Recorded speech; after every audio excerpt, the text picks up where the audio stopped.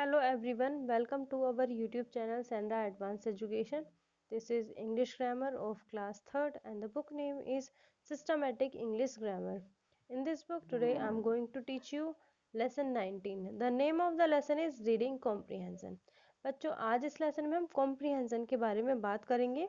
Comprehension क्या होता है और हमें कॉम्प्रीहेंशन को क्यों रीड करना चाहिए, इन सभी के बारे में आज की इस लेसन में हम बात करेंगे. इसके अलावा कॉम्प्रीहेंशन करते समय हमें किन किन बातों का ध्यान रखना चाहिए, क्या चीज़ पहले करनी चाहिए क्या बाद में, इन सभी के बारे में आज की इस लेसन में हम डिस्कस करने वाले हैं.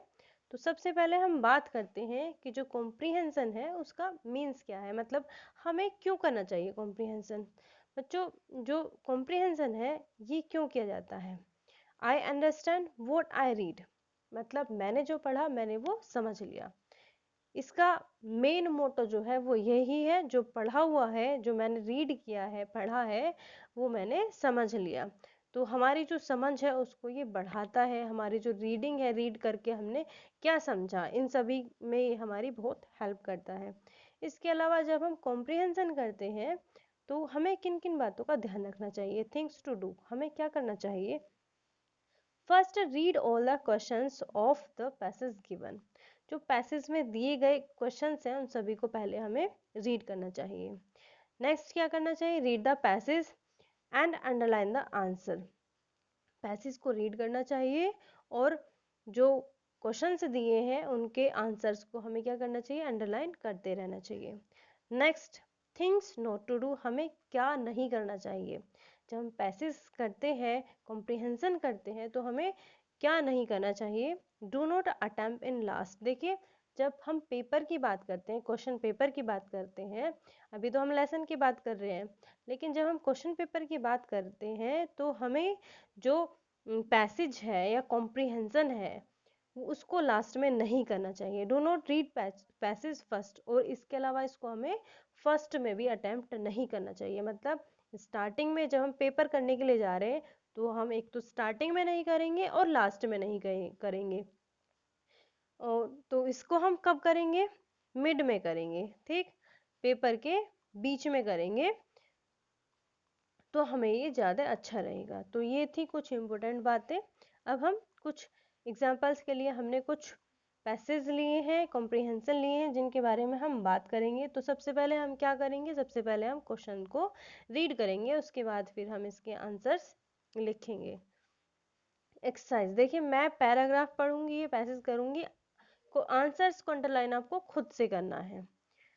एक्सरसाइज की हम बात करते हैं. टिक right the correct answer. A computer is an electronic radio device, toy, typewriter. Next one, it processes, ये प्रोसेस करता है dates, dictation and data and information. The computer has made our life, computer हमारी life को बनाता है easy, uneasy, busy, uncomfortable. Next, both a computer and a human being have a screen, memory, house and mouse. both मतलब computer और human being दोनों के पास क्या है, स्क्रीन है, मेमोरी है, हाउस है या फिर माउस है. The thing that a human being has but the computer does not have is. अब यहाँ पे बात की गई है एक वो चीज, एक वो थिंग जो ह्यूमन बीइंग के पास तो है लेकिन कंप्यूटर के पास नहीं है. वो क्या है, स्क्रीन है, ब्रेन है, डेटा है और मेमोरी है. तो ये हमने एक्सरसाइज पढ़ ली है. इसके अलावा इसमें एक्सरसाइज नहीं दी गई है, मल्टीपल चॉइस क्वेश्चंस ही हैं इसमें. अब हम इस पैसेज को रीड करेंगे. Let's see. टॉपिक है इसमें हमारा a computer. A computer is an electronic device which process data and gives correct information. Computer का है क्या है, कंप्यूटर एक इलेक्ट्रॉनिक डिवाइस है जो डाटा को प्रोसेस करता है और हमें करेक्ट इंफॉर्मेशन देता है. It is a machine which help us in various mental work. ये वो मशीन है जो हमारी बहुत सारे मेंटल वर्क में हेल्प करती है. Today it has become the most important and most useful machine in the world. आज के समय में संसार में ये सबसे ज़्यादा इम्पोर्टेंट और बहुत ज़्यादा यूजफुल मशीन बन गई है। Human being depends much on the computer. आज का जो ह्यूमन बीइंग है वो बहुत ज़्यादा कंप्यूटर पर डिपेंड है, निर्भर है। It has made our life faster, easier and comfortable than before. इसने इसने मतलब कंप्यूटर ने हमारी लाइफ को बहुत ज़्यादा फास्टर बना दिया है, इजियर बना दिया है और पहले से ज़्यादा कंफर्टेबल बना दिया है, आरामदायक बना दिया है। We are completely dependent on it. हम पूरी तरीके से इस पर निर्भर हो गए हैं। किस पर निर्भर हो गए हैं? कंप्यूटर पर निर्भर हो गए हैं। A computer has many parts. Computer के बहुत सारे पार्ट होते हैं। The keyboard, the CPU and the monitor are some of the important part of a computer. Keyboard, CPU और monitor इसके कुछ important part हैं. Like a human being, a computer has a memory, but it is much longer than the human memory, larger than the human memory.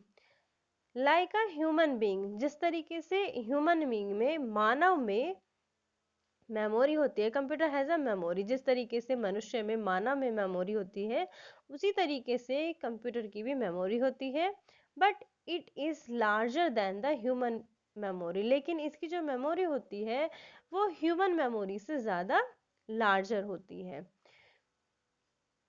Although it is very smart machine, the computer does not have a brain and it cannot think like human being। हालांकि जो computer है वो एक बहुत smart machine है, लेकिन computer का इसका अपना कोई ब्रेन नहीं होता है, ये सोच नहीं सकता है। जिस तरीके से हम लोग ह्यूमन बीइंग सोच सकते हैं, उस तरीके से जो कंप्यूटर होता है वो नहीं सोच सकता है।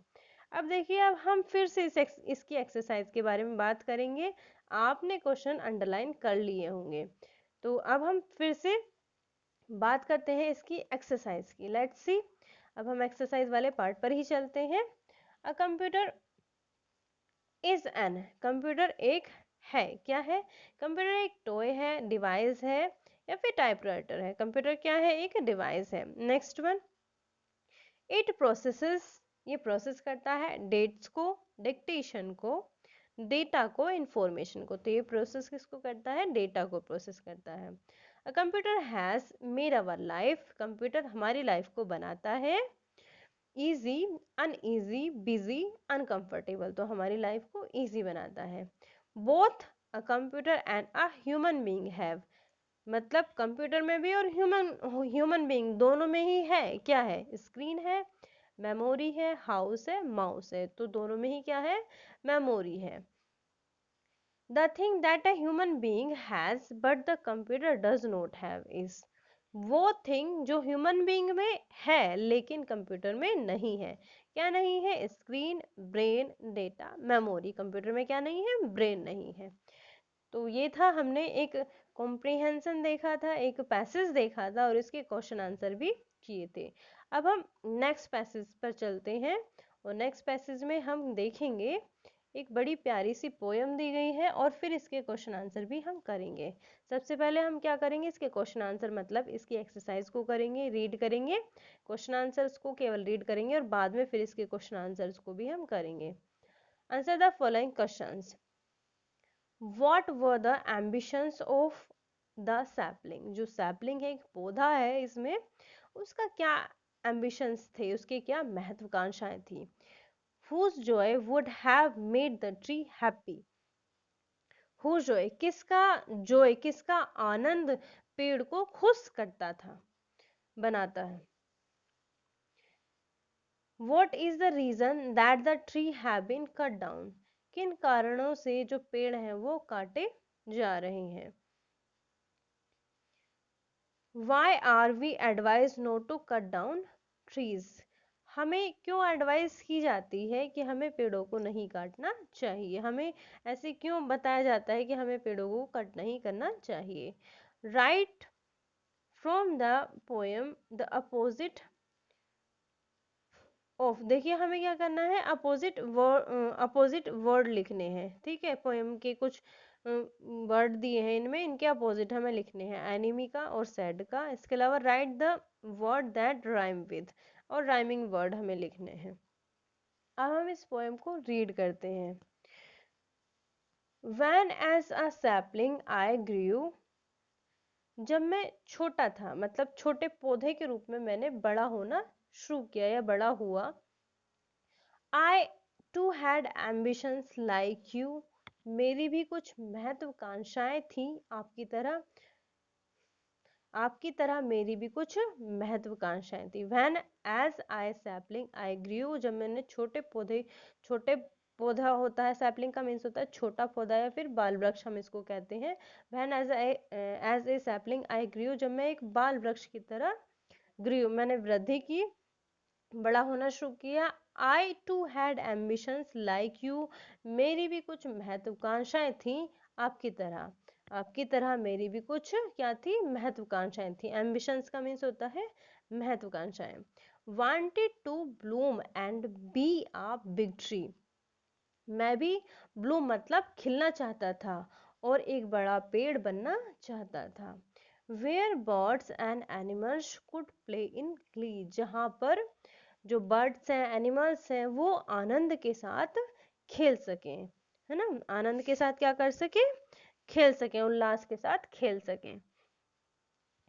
With my aerial roots all could swing and play, aerial roots होती हैं, जो पेड़ है ये दिख पा रहा है आपको, इसकी जो जड़ें, मतलब पेड़ से निकलने वाली है हवाई जड़ भी इनको हम बोल सकते हैं, जिन पर जो with my aerial roots all could swing and play, जिनके साथ मतलब मेरी एरियल रूट के साथ जो वो जो है झूल सके और उनके साथ खेल सके। किनकी बात की जा रही है, पक्षियों की, एनिमल्स की, है ना। मेरी जो रूट्स हैं, जो जड़ें हैं, हवाई जड़ें हैं, उन पर वो झूल सके और उनसे खेल सके। There joy and thrill would have made me gay, उनका जो आनंद है और उनका जो रोमांच है मुझे उनके ही जैसा बनाता। But my friends I have been slash, लेकिन मेरे दोस्त मुझे मार दिया गया। By the woodcutters axe, जो वुड कटर्स है उसकी कुल्हाड़ी से, जो लकड़हारा है उसकी कुल्हाड़ी से मुझे मार दिया गया। My family lies scattered down, मेरा जो परिवार है वो बिखर गया। Because man wants a wider road to his town, क्योंकि जो मानव है उसको एक चौड़ा रास्ता चाहिए था, एक चौड़ा रोड चाहिए था अपने टाउन के लिए। अब देखिए हम इसको फिर से रीड करते हैं एक बार। When as a sapling I grew, जब मैं एक छोटे पौधे के रूप में मैंने बढ़ना शुरू किया, जब मैं बढ़ा। I had ambition, I too had ambitions like you, मेरे भी कुछ महत्वाकांक्षाएं थी आपकी तरह मेरी भी क्या थी, कुछ महत्वाकांक्षाएं थी, कुछ इच्छाएं थी। Wanted to bloom and be a big tree, मैं भी bloom मतलब खिलना चाहता था और एक बड़ा पेड़ बनना चाहता था। Where birds and animals could play in glee, जहाँ पर एनिमल्स और बर्ड्स जो पक्षी हैं, पशु पक्षी हैं, वो आनंद से खेल सकें। With my aerial roots all could swing and play, मेरी जो जड़ें हैं, मेरी जो हवाई जड़ें हैं, मतलब जो पेड़ से निकलने वाली जड़ें हैं, ये ऊपर से जो निकलती हैं, बरगद का पेड़ आपने देखा होगा, उन जड़ों से वो, उन जड़ों पर वो झूल सके, उनके साथ खेल सके। There joy and thrill would have made me gay, उनका जो जॉय है, उनके जो जॉय और उनका जो रोमांच है, उनके साथ मैं भी उनके जैसा ही बन जाऊं, बन सकूं। But my friends I have been slash, लेकिन मेरे दोस्त मुझे क्या कर दिया गया, मुझे मार दिया गया। By the woodcutter's axe, जो वुड कटर है, लकड़हारा है, उसकी कुल्हाड़ी के द्वारा। My family lies scattered down, मेरा जो परिवार है वो बिखर गया। Because man wants a wider road to his town, क्योंकि जो मानव है ना, जो मनुष्य है, उसको अपने कस्बे के लिए, अपने गांव के लिए एक चौड़ी सी सड़क चाहिए थी, जिसकी वजह से मुझे क्या कर दिया गया, मुझे मार दिया गया, मेरा परिवार बिखर गया। ठीक, तो ये थी पोएम, बड़ी अच्छी बड़ी प्यारी सी पोएम थी। अब हम इस पोएम की एक्सरसाइज की बात करते हैं। कुछ क्वेश्चंस हमने पढ़े थे शुरू में। तो पहला क्वेश्चन है इसमें, what were the ambition of the sapling. जो सैपलिंग है, जो पौधा है, बाल वृक्ष है, उसकी क्या महत्वाकांक्षा थी। तो उसमें आंसर लिखेंगे, the ambitions of the sapling were to bloom and be a big tree. क्या करना चाहता था वो, खिलना चाहता था और वो एक बड़ा पेड़ बनना चाहता था। whose joy would have made the tree happy. किसका जॉय, जो पेड़ है, किसका जॉय पेड़ को खुश बनाता। तो किसका जॉय बनाता खुश, birds and animals Joy would have made the tree happy. पशु और पक्षियों का आनंद पेड़ को खुश बनाता। What is the reason that the tree have been cut down? क्या कारण है जिनकी वजह से जो पेड़ हैं वो कट रहे हैं, उनको काटा जा रहा है। The trees have been cut down because man wants to make a wide road. जो पेड़ हैं किन की वजह से काटे जा रहे हैं, पोएम के अकॉर्डिंग हम चलेंगे तो जो मैन है वो चौड़ी चौड़ी सड़कें बनाना चाह रहे हैं, जिनकी वजह से जो पेड़ है उनको काटा जा रहा है। Why are we advised not to cut down trees? हमें पेड़ों को ना काटने की एडवाइस क्यों दी जाती है, बताइए क्यों दी जाती है। We are advise not to cut down the trees. हमें पेड़ों को ना काटने की सलाह दी जाती है, क्यों दी जाती है।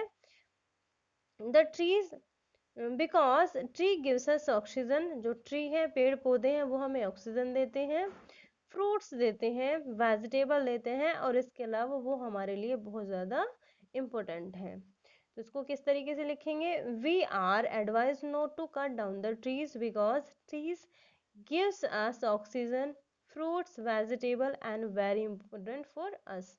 हमारे लिए बहुत ज़्यादा लाभकारी है। इसके अलावा जो डिज़ास्टर्स आते हैं, आपदाएं आती हैं, उनको भी रोकने में बहुत ज़्यादा हेल्प करती हैं। जो एनवायरमेंट है उसको भी शुद्ध करने का काम करते हैं। Right from the poem the opposite of. देखिए जो कुछ वर्ड्स हमारे सामने दिए हैं, इनके अपोजिट हमें पोएम में से लिखने हैं। एनिमी क्या होता है, एनिमी होता है दुश्मन, तो दुश्मन का अपोजिट क्या होगा, दोस्त होगा। दोस्त को क्या कहते हैं, फ्रेंड कहते हैं। तो आप क्या लिखेंगे, फ्रेंड लिखेंगे।